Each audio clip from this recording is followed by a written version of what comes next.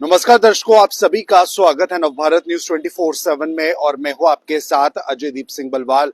दर्शकों, पीओजे के रिफ्यूजीज की अगर हम बात करते हैं तो इस पर देश की केंद्र सरकार बहुत सारे वादे पीओजे के उन रिफ्यूजीज से करती है जो कई सालों पहले पीओजे के से कहीं ना कहीं विस्थापित होकर जम्मू कश्मीर आए और देश के अलग अलग हिस्सों में बसे। इन्हें लेकर सियासत भी समय दर समय होती है, लेकिन रिफ्यूजीज का यह मानना है कि अब सियासत को बंद करके इनके जो मसले हैं उनको सुलझाया जाए, इन्हें जो है वो हक दिया जाए, इनके जो आने वाले जनरेशन है उनको ऐसा मुकाम दिया जाए जिससे कहीं ना कहीं उनका भविष्य जो है वो उज्जवल बन सके। तो पीओजे के रिफ्यूजी से कुछ जुड़े लोग हमारे साथ यहाँ मौजूद है। समिति इनकी विशेष तौर पर बनी है जो कि इस बारे में अपनी आवाज को बुलंद करना चाहते हैं। सबसे पहले आपका सर नाम जानेंगे। मेरा नाम पंडित अशोक कुमार खजूरिया है। हाँ जी। और हमारी जो संस्था है पीओजे के विस्थापित सेवा समिति, उसके मैं सलाहकार के हेतु यहाँ पे बस। क्या कहेंगे सर, पीओजे के पे बहुत बातें होती हैं, सियासत होती है, पीओजे के वापस लेने की बात केंद्र सरकार करती है, लेकिन जो रिफ्यूजीज पहले से ही कई सालों से यहाँ रह रहे हैं, समय समय पर जब वो वहां से यहाँ आए, ऐसे में अभी भी आप लोग सड़कों पर धरना प्रदर्शन करने के लिए मजबूर हैं, क्या मनोस्थिति है? बेसिकली पीओजेके के से जितने भी लोग आए वो रिफ्यूजी नहीं है। बेसिकली हम पीओजेके के विस्थापित हैं, क्योंकि पीओजेके जो पार्ट है वो भारत का अभिन्न अंग है। और 1994 का रेजोल्यूशन है, उसमें भी कहा गया कि अगर कोई कश्मीर की समस्या है तो कोई वो यही है कि पीओजेके को वापस लेना है। तो हमारा यही है कि हमारे जो उस समय जो लोग विस्थापित होकर जम्मू कश्मीर में आए या देश के अन्य अन्य भागों में उस समय जो लोग आ गए, उन लोगों की रिहेबिलिटेशन प्रॉपरली हो, उनके बच्चों को राइट्स मिले, और उनके साथ जो त्रासदी हुई है, जो अपना घर बार हर चीज माल वेशी सब कुछ छोड़ के आए हैं, उनको उनका कुछ ना कुछ सामान उनका हल निकलना चाहिए। क्या लगता है सर, क्या नहीं मिला? क्या मतलब बातें तो बहुत होती हैं, केंद्र सरकार की तरफ से निर्धारित फंड भी दिए गए लेकिन पूरे नहीं हो पाए। क्या और मुद्दे हैं जो अब आपको लग रहा है अभी तक नहीं पूरे हो पा रहे? 2025 आ पहुंचा है। ऐसा है कि अभी तक तो जितनी भी सरकारें यहाँ आई हैं, किसी भी सरकार ने हमारी सुध बुध नहीं ली। सुनने में आया है कि बहुत समय पहले जब ये विस्थापन हुआ था तो सेंट्रल गवर्नमेंट ने कुछ पैसा हमारे विस्थापित परिवारों के लिए दिया था, जो हमें कभी भी डिस्ट्रीब्यूट नहीं किया गया। उसके बाद किसी ने हमारे लिए कुछ भी नहीं किया। सभी सरकारें आई, अपना वोट लिया और चले गए।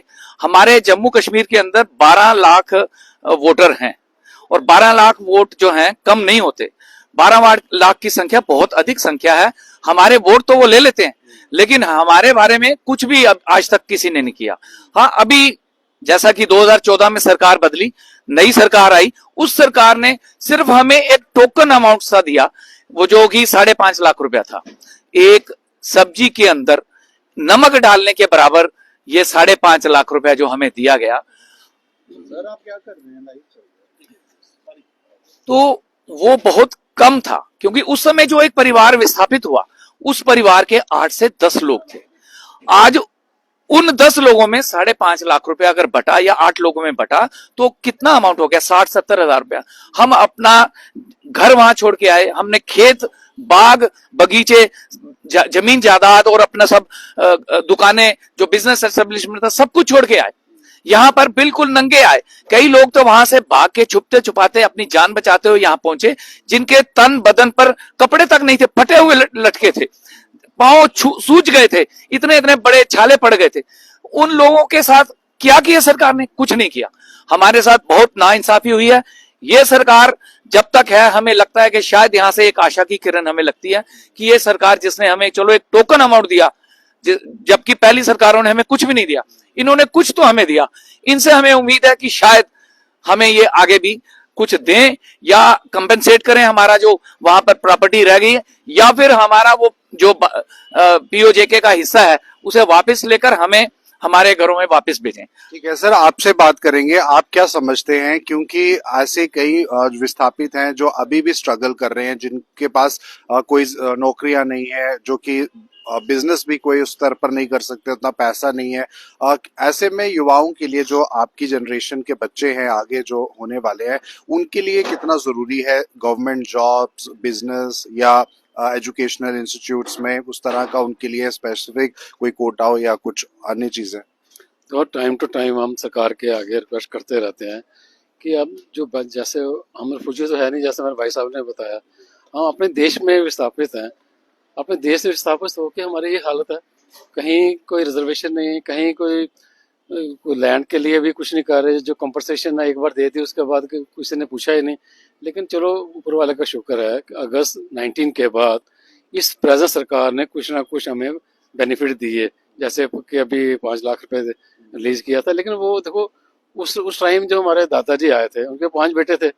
5 बेटे के आगे आप देखो कितनी जनरेशन बढ़ गई थी, कितना कितना हिस्सा आया, कुछ ज्यादा मैटर नहीं किया उसने। हम कहते हैं कि रेगुलरली जो कंपनसेशन जो रिलीज करते जाएं, ताकि जो हमारे बेरोजगार बच्चे हैं उनको हम छोटा मोटा कहीं ना कहीं रोजगार के लिए उसमें लगा सकें। दूसरा, जो अभी लैंड अलाट हुई है 40 कनाल सकेतर के पास, उसका भी काम जल्दी से जल्दी शुरू करें, ताकि हमारी जो जनरेशन है वो देखे कि कितनी परेशानी हमारे बुजुर्गों ने देखी थी। आज की डेट में वहाँ पे भी जो जब जाएंगे उनको भी एक जागृति आएगी, ताकि जो हमारे प्रधानमंत्री जी या गृह मंत्री जी या हमारे रक्षा मंत्री जी बात करते हैं पीओजे के वापस लेने में, एक भावना आती है। जब भावना हमारी यंग जनरेशन में आएगी, ये मैसेज डाउन द लाइन जाएगा। तो हम यही कोशिश कर रहे हैं कि किसी तरीके से पीओजे के हमारे पास वापस आए। आपको क्या लगता है सर, पीओजे के वापस आ भी जाता है, अब सदियां हो गई आपको वहां से छोड़े हुए, कैसे आप उस चीज को समझ पाएंगे? ये आपका इलाका था, जमीन थी, घर था, क्या लगता है कितना प्रैक्टिकल है ये? देखिए, हमें उस भूमि के साथ दिल से लगाव है, क्योंकि जो हमारे बुजुर्गों ने, हमारे चाचा चाची ने, हमारे दादा दादी ने, सभी बुजुर्ग जितने भी हुए, उन्होंने जो हमें कहानियां सुनाई हैं, उन कहानियों को हम आज अब दिल में छुपाए बैठे हैं। क्योंकि उनको सुनकर पता चलता है कि हम क्या थे, हमारे साथ कितनी नाइंसाफी हुई, कितने अत्याचार हुए। आपको पता है, मीरपुर से 25,000 लोग वहां से चले, जिनको पाकिस्तान सेना ने कब्जे में कर लिया। 25,000 में से 5,000 हमारी माताओं बहनों का अपहरण कर लिया गया, उनके साथ दुष्व्यवहार किया गया और उन्हें अफगान कंट्रीज में बेच दिया गया। बाकी के जो 20,000 लोग बचे, उनको वहां पर अली बेग एक जगह है, वहां पे एक गुरुद्वारा है, कीर्तनगढ़ गुरुद्वारा, उसको उन्होंने जेल बनाया और उस जेल में बाकी सारे लोगों को रखा। उन सारे 20,000 लोगों में से रोज 500-700 लोगों को जेलम के किनारे जाकर काटकर उसमें फेंक दिया गया, और बाकी 6600 6,500 लोग 25,000 में से बच पाए। वो भी हमें रेड क्रॉस वालों ने बचाया।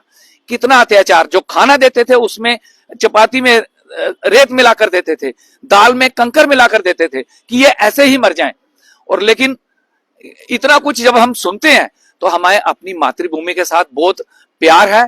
हम अपनी मातृभूमि में, अपनी जगह में, अपने घर में वापस जाना चाहते हैं। सरकार हमें पीओजे के लेकर वापस लेती है तो हम तुरंत अपने जितने भी पीओजे के लोग हैं, हम तो पूरे भारत में लोग हमारे बैठे हैं। जम्मू कश्मीर से बाहर 2.5 लाख के करीब लोग हैं, जम्मू कश्मीर में 12 लाख के करीब लोग हैं, कुल मिलाकर 14-15 लाख की संख्या है। सब लोग वहां पर जाना चाहते हैं, और जो लोग यहाँ पर रह रहे हैं उनकी कोई कंडीशन अच्छी नहीं है। वो भी आज भी कोई दिहाड़ी लगा रहा है, कोई किसी की दुकान पर काम कर रहा है, कोई लेबर का काम कर रहा है। काफी सारे लोग अच्छी पोजीशन पर हैं, लेकिन काफी सारे लोग आज भी दुखी हालत में हैं।